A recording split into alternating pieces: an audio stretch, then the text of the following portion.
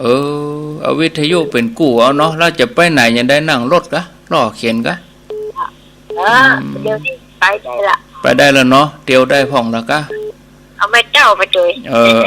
ก่อยฝึกก่อยย่างก่อยเตียวเอาเนอยายเนอเอาไปถึงเย็นนี่จะไปตามพระปานเขาจะบอดที่ไหนแม่แตงจ้ะโอ้แม่แตงปุ่นแล้วก็มันตรงกันเนี่ยอย่างที่ประกาศไปอ่ะวัดหนองตองก็วันที่7อันนั้นงานพระป่าก็วันที่7กะแม่แตงกะจะเอาไปกุมเขียนเพลงไม่ได้อ๋อกลุ่มศิลปินแล้วแม่พรนี่เป็นศิลปินกะ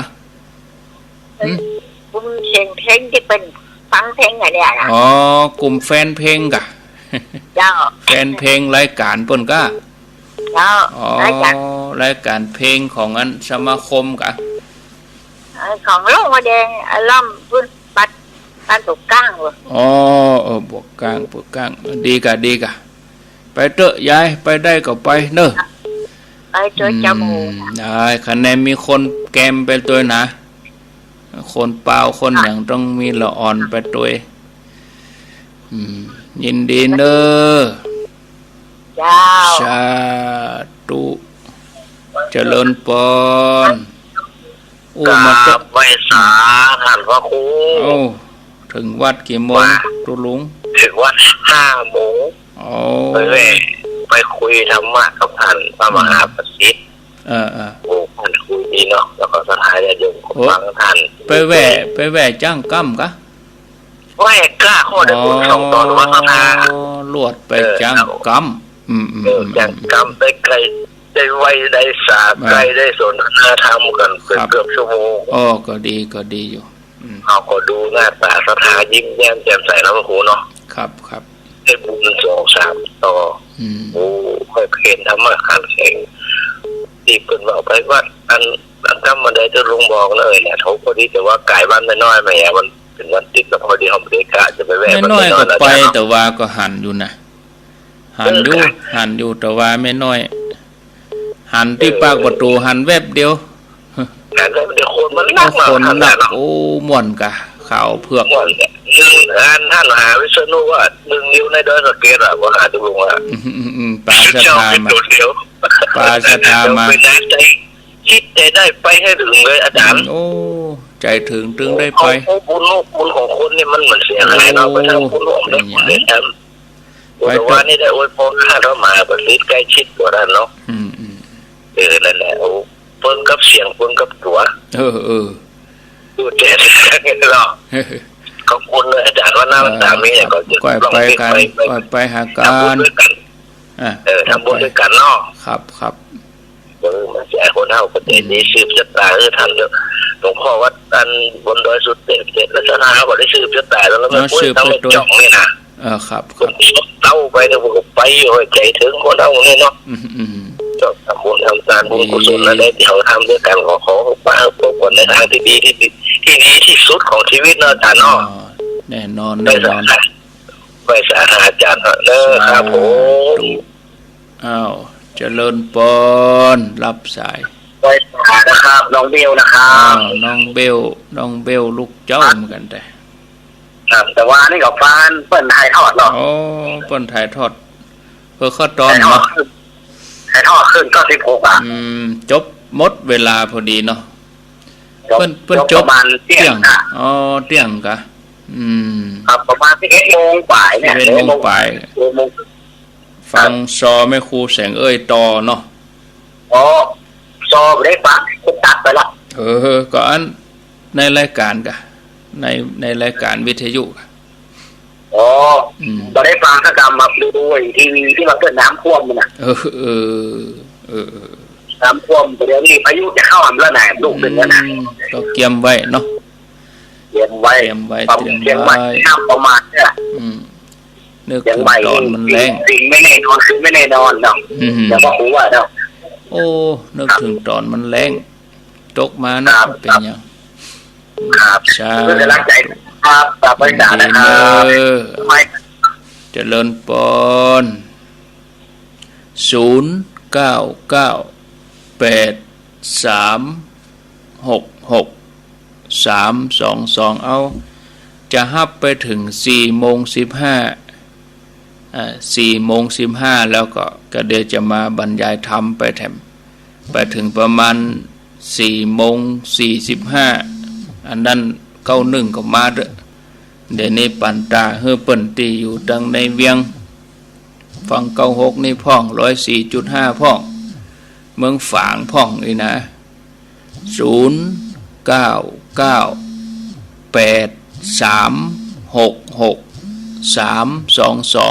ฮือโทรมาเบอร์นี้อย่างเดียว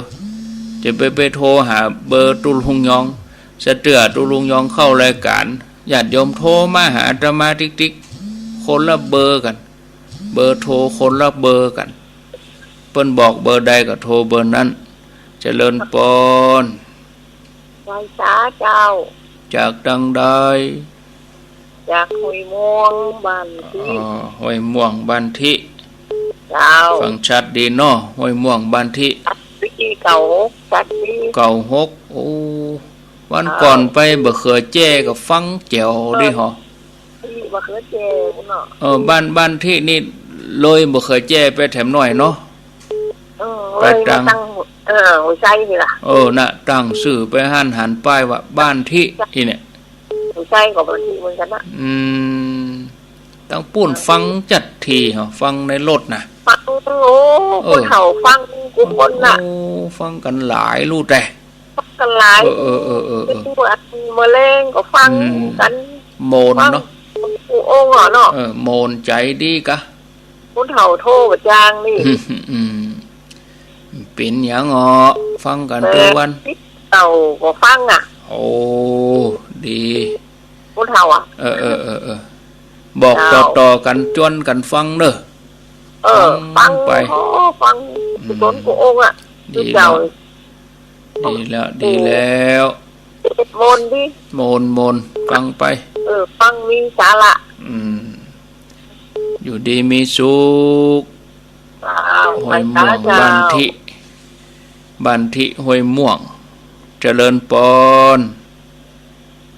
ภาษาเจ้าจากดังใดเดชกอยเจ้าเดชกอยโดยสะเก็ดนี่ตำบลหยังไม่คือเจ้าตะว่าก็ไปเนาะตะว่าวันได้ไปตะว่ามันได้ไปแล้วไอ้หยังที่ตะว่าคือหยังที่ตะว่าที่ท่านพ่อครูไปเนี่ยแล้วแม่ไปก่อนแม่มาได้ไปเจ้าแล้วแม่ว่าที่ตะว่าไอ้หยังแม่จะว่าหยังต่อแต่ว่าโดยสเก็ตก็หมายถึงที่ตะว่าก็คือที่ท่านไปกันไงอาจารย์เจ้าใช่ตะว่าไปโดยสัพพัญญูไม่ได้ไปโดยสเก็ตแกไม่ได้ไปแต่มาไปโดยสัพพัญญูก็นั่นน่ะงงอยู่เนี่ยโดยสเก็ตแต่ว่านี่เปิ้นไปพระบาทปางแฟนมันเป็นหยังเปิ้นไปพระบาทปางแฟนก็แต่ว่าแม่นเจ้าปางแฟนอันนั้นอาตมาแต่มาบ้านโดยสัพพัญญูแม่ฟังจัดบ่อยแต่โทรกันโทรหาท่านครั้งนี้เป็นครั้งที่2นะเจ้าแม่คือวันนั้นไปศาลต้นแหนแม่ไปศาลต้นแหนน่ากันถ้าอย่างอีนี่ชัดอยู่ถ้าอย่างอีนี่ศาลต้นแหนนี่คนบ่ค่อยหลายบ่ใช่เหมือนศาลเทศนะเจ้าก็อันนั้นระดับจังหวัดอันนี้ระดับตำบลเจ้าแม่กำนันก็ต้องน้อยกว่าผู้ว่ากะเจ้าแม่นนั่นระดับตำบลนั่นระดับจังหวัดแปลว่าอยู่แม่คือเนาะฟังกันไปถึงวันเด้อเจ้าไว้สาเจ้าสาธุนะก็งงอยู่บางทีมันต้องมีหัวมีหางนะประโยคบางประโยคต้องมีเก้ามีหางมีปลายเจริญปนนมัสการเจ้าจากดังใดสารปีเจ้าสารปีบ้านพญาชมพูเจ้าพญาชมพูเจ้าพญาชมพูแม่อายุเท่าใดนี่แม่70เจ้าโอ้ลูกเจ้าเหมือนกันรู้แต่ เจ้าเดี๋ยวว่าละทุเจ้าอู้คนเดียวไปว่ามีคนฟังอยู่เนาะฟังเป็นวันนะเจ้าดีแล้วโทรก็ตันเจ้าฟังตลอดเนาะอุ้ยเนาะเจ้าปัญญาชมพูฟังคลื่นนายขึ้น96เนี่ยกะโอ้เป็นหน้าบุญเนาะเป็นหน้าบุญดีมีสุขสายสุดท้ายเลยมา2 นาทีเจริญปอนเจ้าวันไปซะเจ้าจากตังได้ไปสุพรรณมาห้วยไซนะจ๊ะห้วยไซติดไปหนแล้วปะกันละกันอินดูเด้อินดูก็ตั้งใจให้ไหมมาได้บอกล่วงหน้าก็นั่นกันได้บอกล่วงหน้าเลยมปะมาตอนคนนิมนต์กันมาบางทีเหตุพวกลุงเขาก็มางเขาทั้งหมดว่าการเขากรรมการงานอะไรต่างๆก็พ่อกรรมพอโอกาสก่อนกะถ้าโอกาสเวลามีบุญเติงหาก็ไปกะเพราะมันไกลล่ำไกลคนเดียวเขาว่าอยู่ตั้งที่ไปหาก้อยโทรมาเอาถ้ามีก้อยโทรมานอกเวลาวิทยุเนาะก้อยโทรมาเนอะฝนตกก่อนเดี๋ยวนี้มีเหรอฝนมามีฝนกำลังยังวันเมื่อวันนี้แต่ว่านี่แดดจัดดีเปิดคำมาแต่มาเลยนี่โมทนาเนอะเอามาแปลงลำแปลงเหลือตรงลุงเนี่ยได้เข้าอยากมากแพงคนหนึ่งที่เขากินนี่กันนะเนาะคนเมืองเขาเปลี่ยนเป็นข้าวเจ้าเยอะกะข้าวหนึ่งแป้งก็เปลี่ยนมาเป็นข้าวเจ้าแล้วผมว่ามันแรงกว่าเดี๋ยวน้ำฝนก็มาน้ำโถมเป็นน้ำมันเนาะข้าวหนึ่งแป้งก็มากินข้าวเจ้านั่นหรอ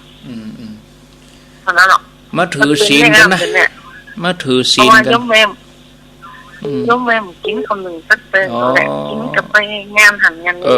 เมื่อวานไงกินข้าวเจ้าเป็นยังโมทนาเนอสาธุละขออนุญาตพักตัวอีกก่อนการข้าวนึ่งแป้งก็มากินข้าวเจ้าถ้าข้าวเจ้าแป้งแหมก็มาถือศีล8เลยประหยัดไปได้ตึงหุ่นได้ตึงบุญได้ตึงสุขภาพข้าวแรงบ่ต้องละบุญก็ได้หุ่นก็ได้ประหยัดแถมประหยัดไปข้ามแล้วเหรอเอาเกิดถึงเนาะก็แล้วแต่ฝ่ายแต่มันแล้วแต่ท่านเนาะคนที่เปิ้นปฏิบัติได้ก็ดีปฏิบัติได้ก็ก่อยลดไปกันน้อยญาติโยมทั้งหลายเชื่อก็ว่าประเด็นนี้กูคนต้องมีเรื่องฮึกึดนักกับปัญหาต่างๆอย่างญาติโยมเขาโทรมา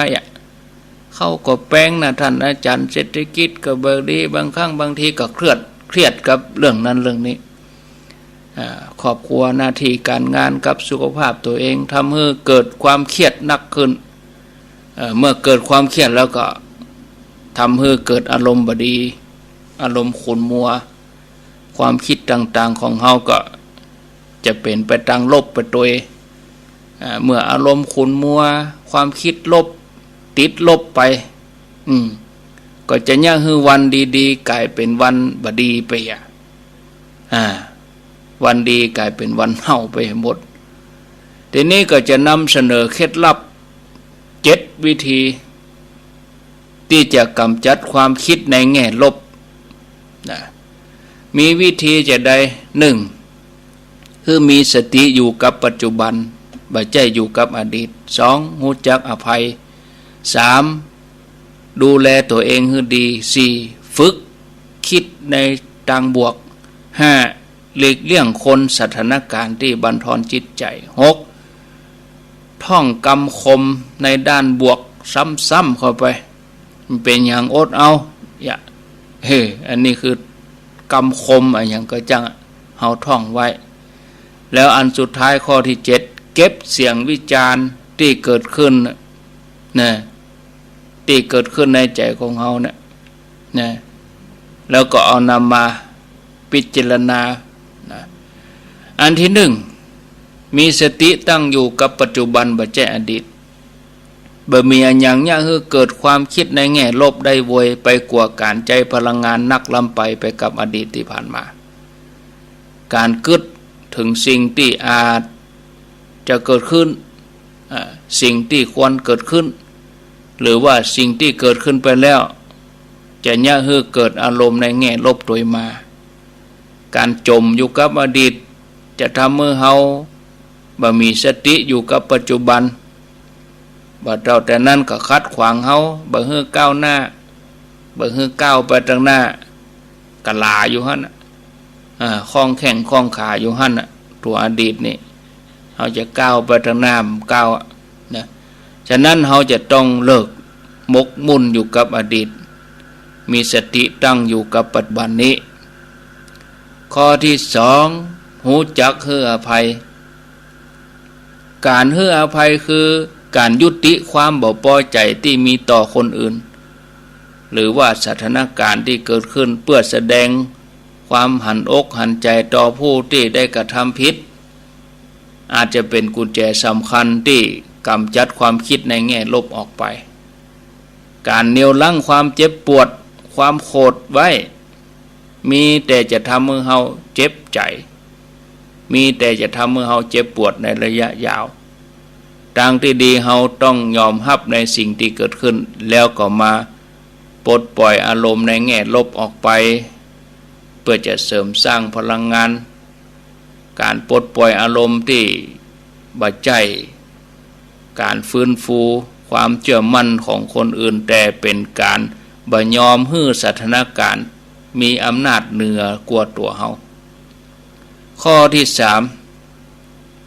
ดูแลตัวเก่าให้ดี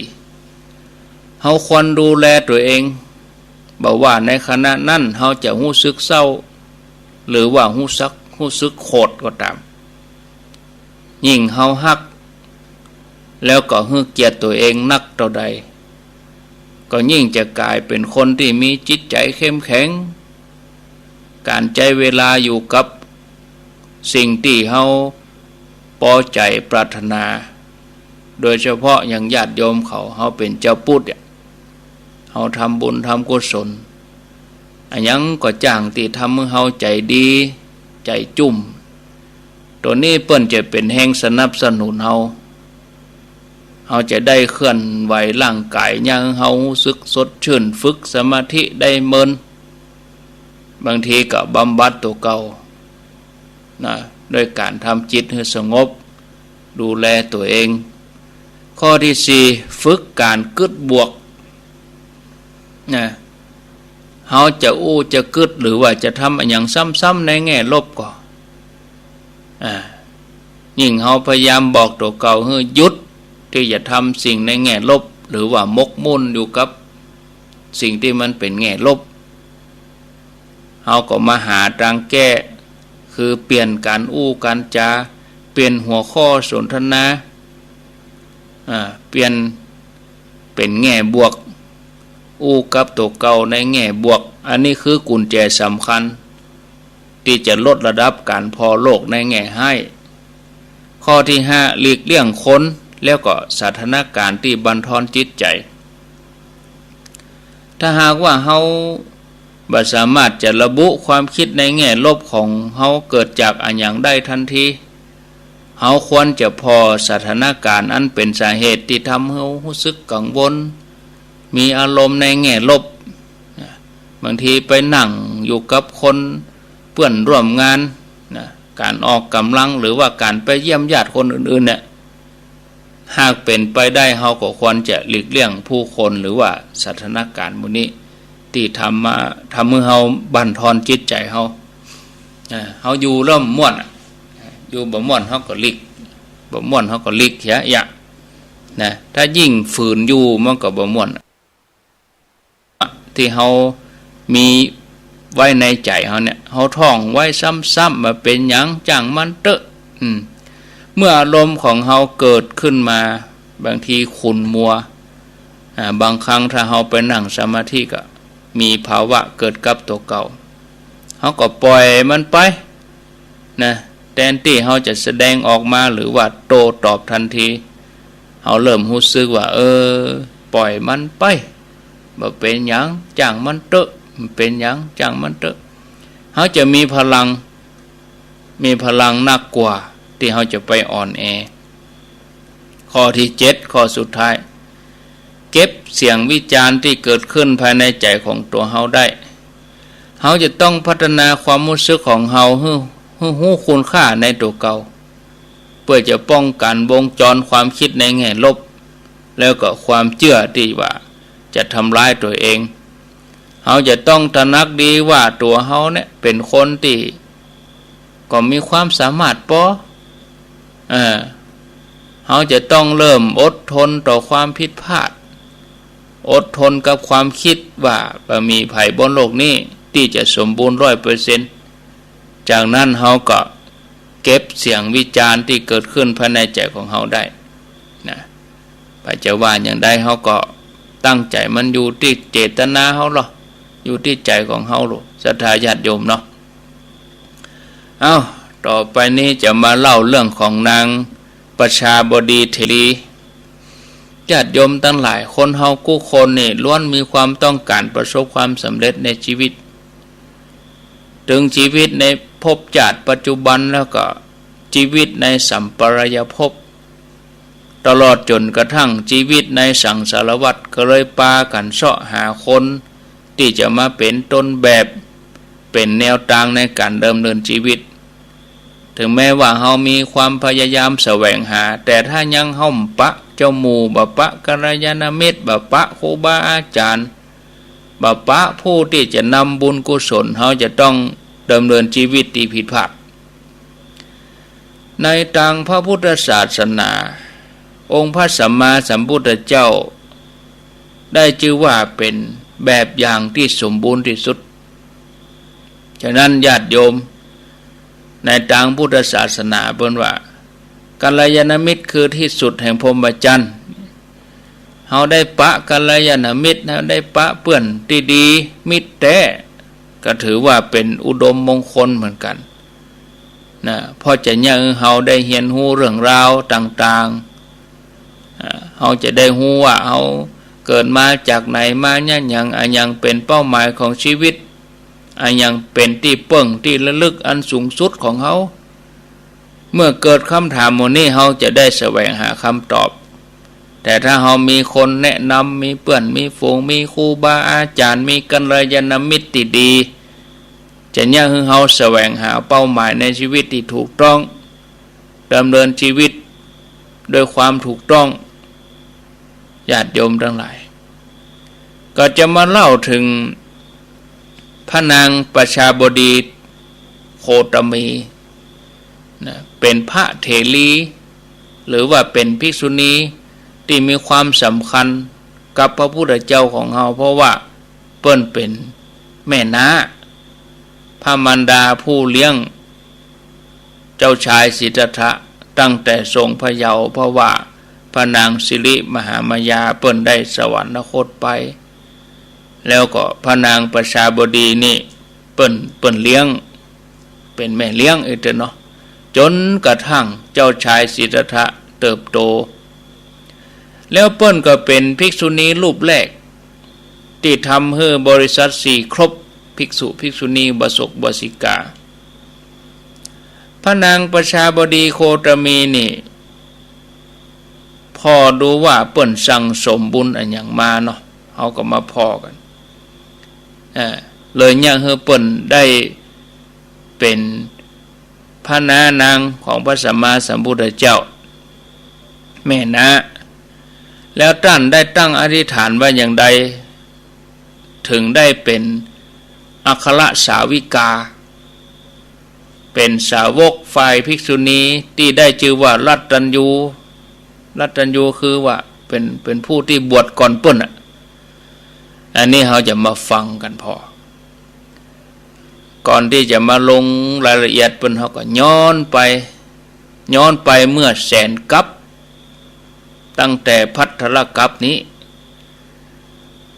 ในสมัยพระพุทธเจ้าปทุมมุตระ ทรงอุบัติเกิดขึ้นมาในโลกพระนางประชาบดีนี่เคยเป็นลูกสาวของอามาตย์ที่มีทรัพย์สมบัตินักในตระกูลหนึ่งในพระนครหงสาวดีวันหนึ่งคณะที่เปิ้นเดินทางไปวัดพร้อมกับป่อเพื่อจะฟังธรรมจากพระพุทธเจ้าปทุมุตระโดยมีข้าทาสบริวารห้อมล้อมตอนนั้นตัวเปิ้นได้หันพระพุทธเจ้าทรงแต่งตั้งภิกษุณีรูปหนึ่งซึ่งเป็นมาตุฉาของพระองค์เองก็ว่ามาตุฉาก็คือแม่นาแม่นาของพระองค์แต่งตั้งให้ดำรงตำแหน่งเอตทัคคะของภิกษุณีผู้บวชก่อนไผคือลัตตัญญูรู้ลาตีนานก็เลยเกิดความเริ่มใสมีใจปรารถนาใครได้ตำแหน่งนั้นหลังจากนั้นเปิ้นก็ถวายทานปารมีถวายปัจจัยทายธรรมต่างๆให้ปัตถาคตเจ้าพร้อมกับพระสงฆ์ตลอด7 วันมาวันสุดท้ายหลังจากที่เปิ้นทานแล้วเปิ้นก็ได้มอบกราบแทบพระบาทพระศาสดาพร้อมอธิษฐานว่า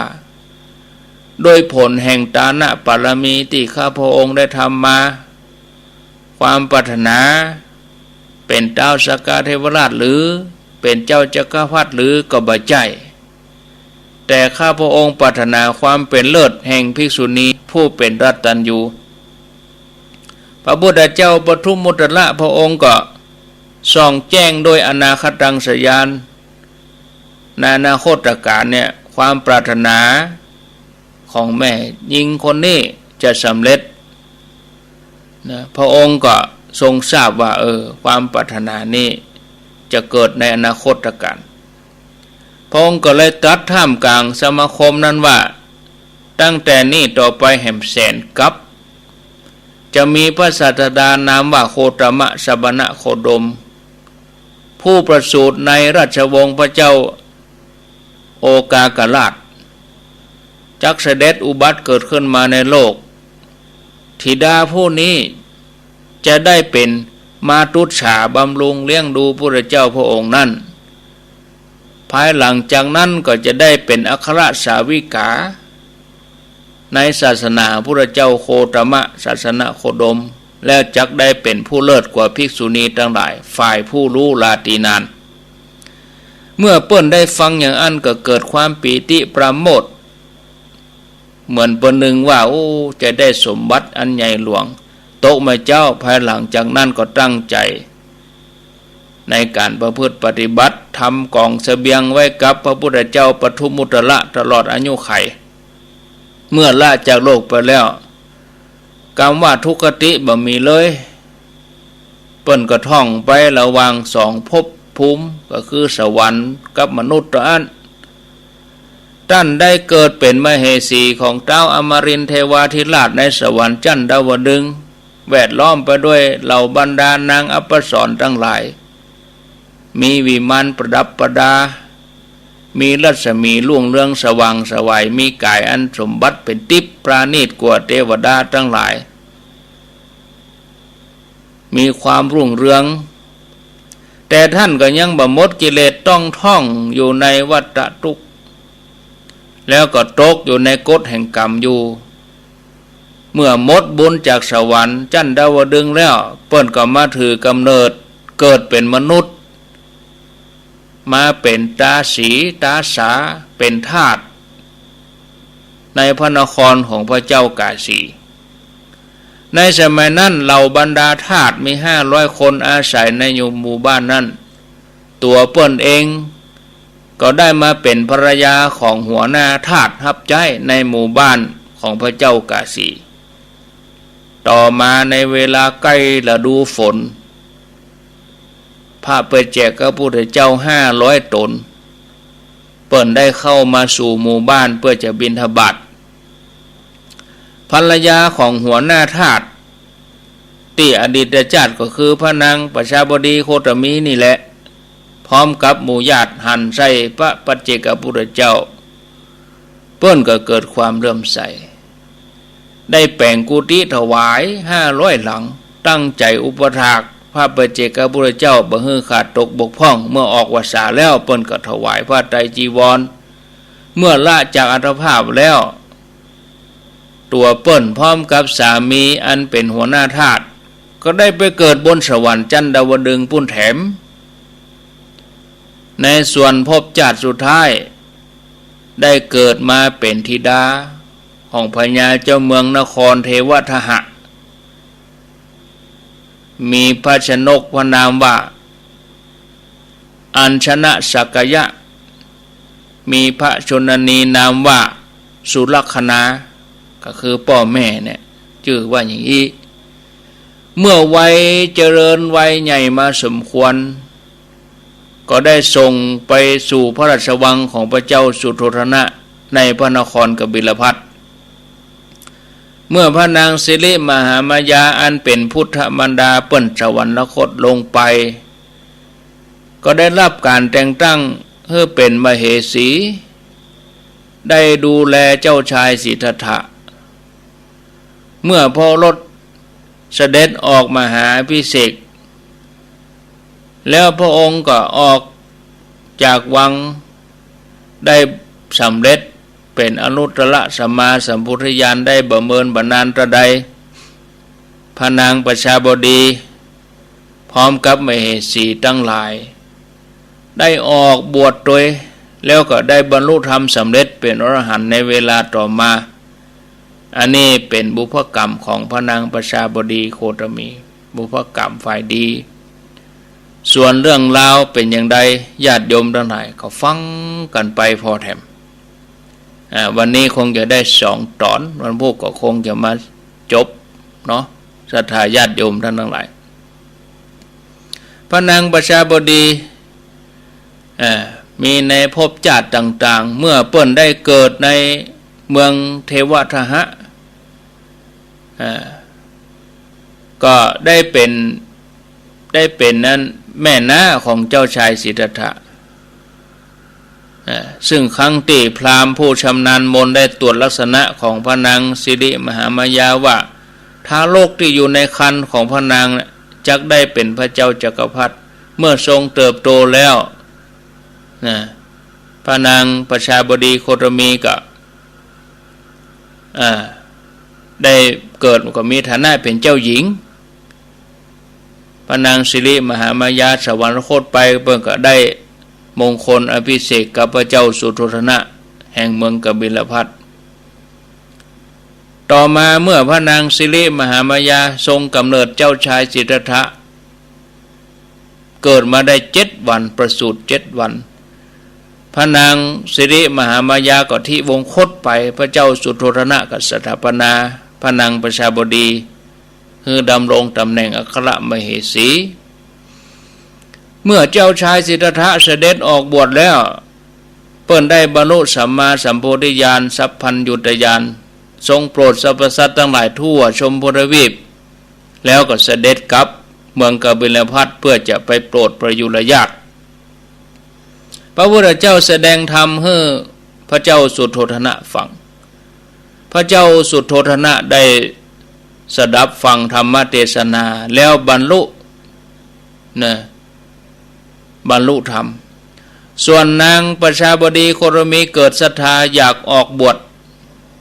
ก็เลยเข้าไปหาพระพุทธเจ้าซึ่งกำลังประทับอยู่ที่นิโครธารามพระนางประชาบดีถวายบังคมแล้วกราบทูลว่าข้าแด่พระองค์ผู้เจริญขอให้มาตุคามพึงได้ออกบวชเป็นบรรพชิตในพระธรรมวินัยที่ตถาคตเจ้าประกาศแล้วพระพุทธเจ้าก็บอกว่าดูก่อนนางโคตมีอย่าเลยพระนางอย่าชอบใจในการบวชเป็นบรรพชิตในธรรมวินัยของตถาคตที่ประกาศไปแล้วเลยขอถึง3 ครั้งพระเจ้าก็บ่ทรงอนุญาตเหมือนเดิมต่อมาเมื่อพระพุทธเจ้าเสด็จจาริกไปที่กรุงเวสาลีพระนางประชาบดีโคตมีก็ตัดสินพระทัยปรงเกศาครองผ้ากาสาวพัสพร้อมกับด้วยเจ้าหญิงทั้งหลาย500ออกเดินทางไกลเพื่อจะขอบวชแถมครั้งหนึ่ง พระนางประทับอยู่ที่ซุ้มประตูด้านนอกทรงมีผ้ากายเปื้อนไปด้วยฝุ่นละอองมีผ้าบาทระบมขอโทษเนอะเท้าบวมหมดพอผิวก็เปื้อนฝุ่นไปเหี่ยหมดประตกพระอานนท์หันความตั้งใจของพระนางอย่างอั้นก็เลยเข้าเฝ้าพระพุทธเจ้าแล้วก็กราบทูลพระพุทธเจ้าว่าพันเตข้าแด่พระองค์ผู้เจริญขอประทานวโรกาสให้มาตุคามคือแม่หญิงได้บวชในธรรมวินัยของพระพุทธเจ้ากำเตอะพระพุทธเจ้าก็ตรัสว่าดูก่อนอานนท์อย่าเลยเธออย่าให้มาตุคามได้บวชในบรรพชิตในธรรมวินัยที่เขาประกาศแล้วเลยพระอานนท์ก็ขอสามเตื้อพระองค์ก็ยังบัดทรงอนุญาตเหมือนเดิมแต่ท่านอานนท์เปิ้นเป็นคนมีไหวพริบก็เลยหาหนทางที่จะช่วยเหลือพระนางประชาบดีให้ได้บวชจนได้ท่านก็ทูลถามพระผู้มีพระภาคเจ้าว่าพันเตข้าแด่พระองค์มาตุคามหรือว่าเพศแม่หญิงเนี่ยออกบวชเป็นบรรพชิตในธรรมวินัยของพระเจ้าที่ทรงประกาศแล้วจะสามารถทำให้แจ้งโสดาบันสกิทาคาอนาคาอรหันต์ผลได้กอแม่หญิงเนี่ยจะสำเร็จทำได้กอพระเจ้าก็ยืนยันว่าได้พระเถระก็ทูลต่อไปถามว่าพันเตข้าแด่พระองค์ผู้เจริญถ้าอย่างนั้นพระนางประชาบดีโคตมีอุปการะนักเป็นแม่น้าของพระองค์โดยทนุถนอมเลี้ยงดูกล่อมเกลี้ยงเลี้ยงดูเมื่อตอนที่พระนางสิริมหามายาธิบงคตไปข้าแด่พระองค์ขอประทานโอกาสให้นางได้บวชให้มาออกบวชในพระธรรมวินัยนี้พระเจ้าว่าดูก่อนอานนท์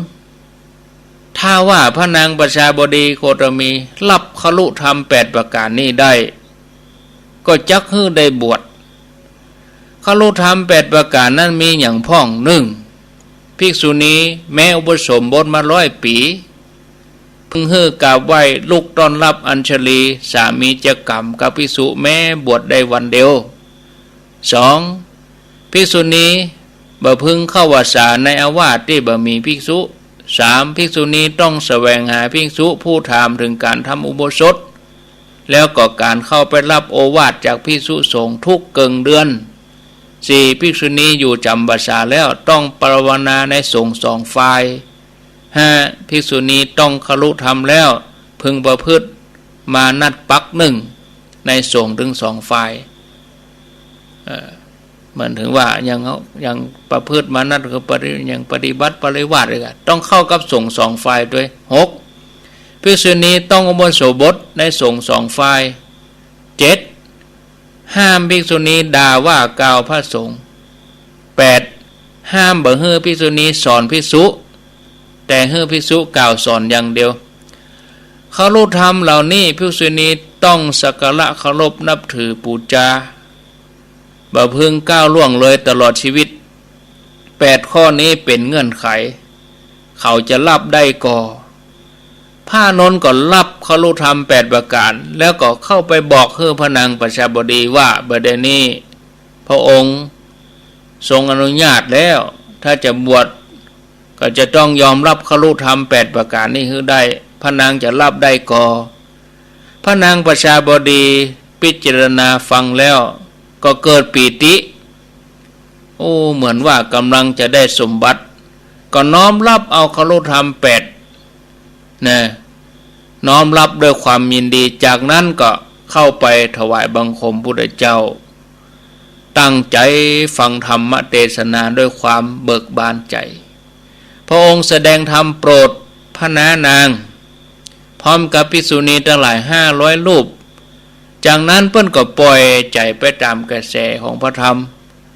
เสร็จแล้วก็ได้บรรลุอรหันต์เป็นอรหันตเถรีภิกษุณีแถม500ก็บรรลุโดยกันมาต่อมาภายหลังพระพุทธเจ้าก็สถาปนาพระนางประชาบดีนี่ให้ดำรงตำแหน่งเอตัทคะเป็นสาวิกาผู้เลิศกว่าภิกษุณีด้านลัตตัญญูผู้รู้ลาตรีนานท่านผู้ฟังทั้งหลายเขาจะหันว่าการที่ กุลธิดาก็คือแม่หญิงจะออกบวชเป็นภิกษุณีได้เนี่ยต้องอาศัยพลังศรัทธาอาศัยพลังใจเต็มที่เปี่ยมล้นต้องปฏิบัติตามคฤธรรม8ประการที่พระองค์ได้วางบัญญัติไว้เนื่องจากทรงเป็นห่วงอนาคตพุทธศาสนา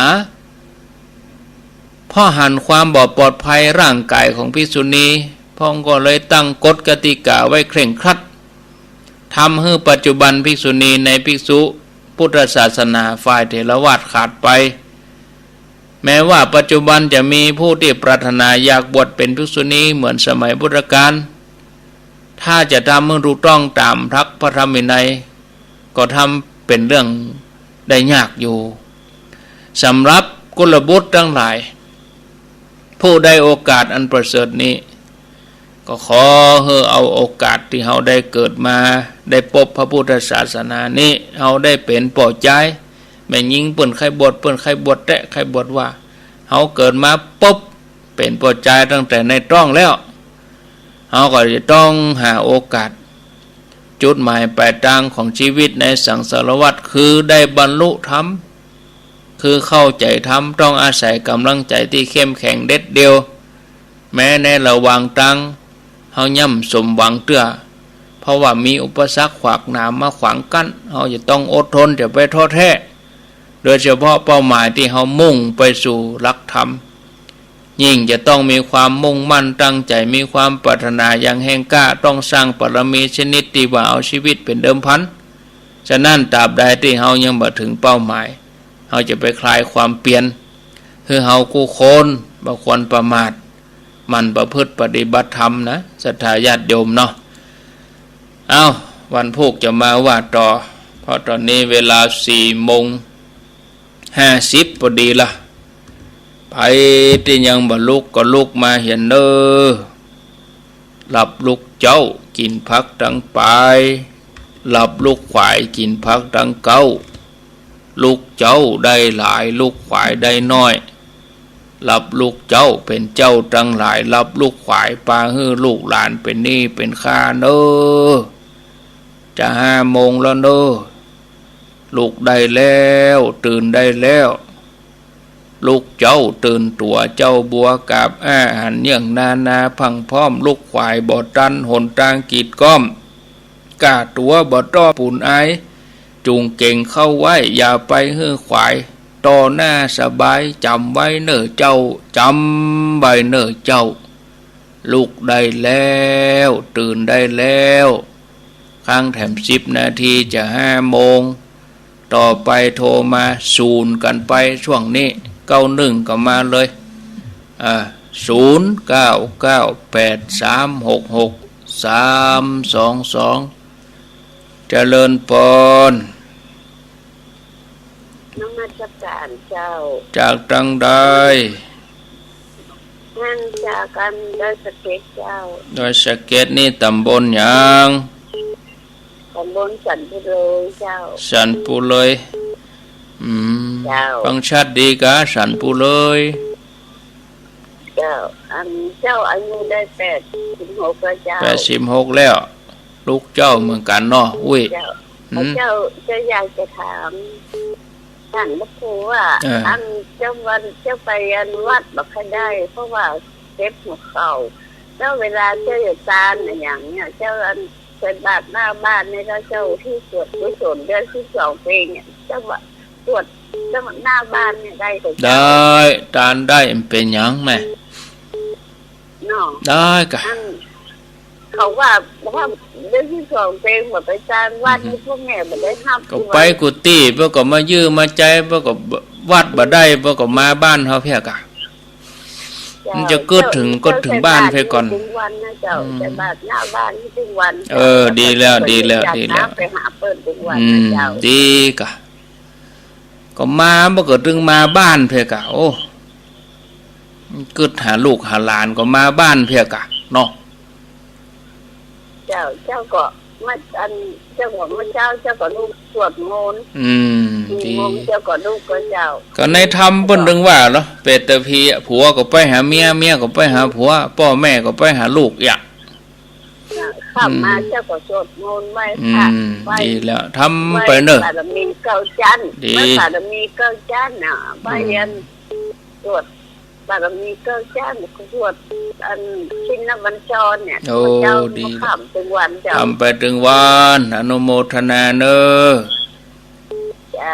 สาธุนะกลัวบ่ได้กันอย่างไร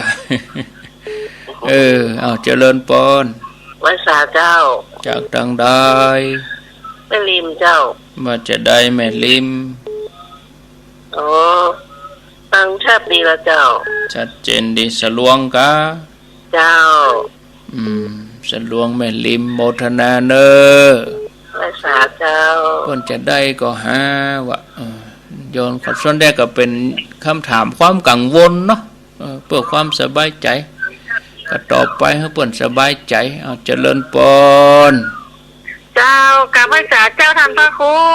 โอ้แม่ใส่พินนี่หายไปเมินหลุดเลยเจ้ามันเกี่ยวกับกระโถนหัวตันเจ้าโทมตันวันนี้โทรจับพอดีนี่เจ้าวันนี้จับพอดีเจ้าจากนั้นคนขับดีนะท่านเนอแม่ใส่พินกัลยาบ้านตงซานเมืองปานนี่เนาะเจ้าเอาเมินไหนมาเอาเพลงเห็นสักหน่อยเพลงตงซานแห่งนี้เจ้าแบ่งออกจากจิตคิดออกจากใจคิดขาดจะได้เอาไว้จิ้มหน้าเจ้าตรงซ่านดอนใจดินแดนแห่งนี้ได้ฟังสถานีที่วัดดอยน้อยดอยหล่อเป็นคลื่นสีขาวเพื่อชาวประชาแต่นอขอเชิญคุณแม่คุณพ่อฟังกันเตือนหนอม้วนออกม้วนใจวัดปากตางเจริญเพลิดเพลินหัวใจบ่มีตังใดจะดังฟังชัดเลยนอพระอาจารย์บรรยงผู้คนเปิ่นป่ากันรอสถานีได้น้อยได้รอเป็นตีเกิดก่อสติปัญญารักษาจะทำท่านนำมาสอนหินน้ำมันชานสัมมาสัมพุทธเจ้าเพื่อปลดปลงลักโลภกดลงบางเบาบ่มีสุขใดในเต้าสุขใจหมู่เฮาตึงเจ้าถึงแรงดีขึ้นFMฟังเป็นประจำเสียงน้ำเสียงธรรมดังก้องกังวานถึงตีพ่อนานอาคมพ่อมีสาระกำดีจะขอจดจำไว้นี่นั่นเป็นของดีมีไว้หมู่เฮาขอบคุณท่านพระอาจารย์เสียงน้ำเสียงธรรมที่ดังถึงบ้านตรงสานเคยได้ร่วมบุญจะขอเป็นทุนยาวนานน้ำธรรมคำสอนของท่านจะขอน้อมจำไว้นำหนทางขอบคุณท่านพระอาจารย์เสียงน้ำเสียงธรรมที่ดังถึงบ้านตรงสานเคยได้ร่วมบุญจะขอเป็นทุนยาวนานน้ำธรรมคำสอนของท่านจะขอน้อมจำไว้นำหนทางจบพอดีเนาะเจ้าแกไม่สายเลยทำคุณนะสาธุแม่ใส่พินจิกจองก่องคำปุ่นอยู่ตรงซานเมืองปานปุ่นดีได้ฟังตึงเมื่อเจ้าเมื่อแรงม่วนอกม่วนใจเมื่อไหนเปิ้นโทรติดมาเถื่อถ้ามีเวลานักก็ว่าไปเถอะญาติโยมเนอะแสดงความคิดความหันอู้กันไปแถมสายสุดท้ายพระเนนเต็มวิหารวัดเจ็ดลินแล้ว สายสุดท้ายเจริญปนจะไปจากทางใดโรงพยาบาลลานนาโรงพยาบาลลานนาเจ้านี้เป็นเรื่องหูบุญใจเนาะที่ได้ฟังเนาะเปิดวิทยุฟังได้ฟังเนอะได้ยินเนอะเป็นบุญเนาะฟังไปถึงวันโมทนาสาธุเอาละลากันไปก่อนลาศรัทธาญาติโยมไปก่อนเนอะโชคดีมีใจ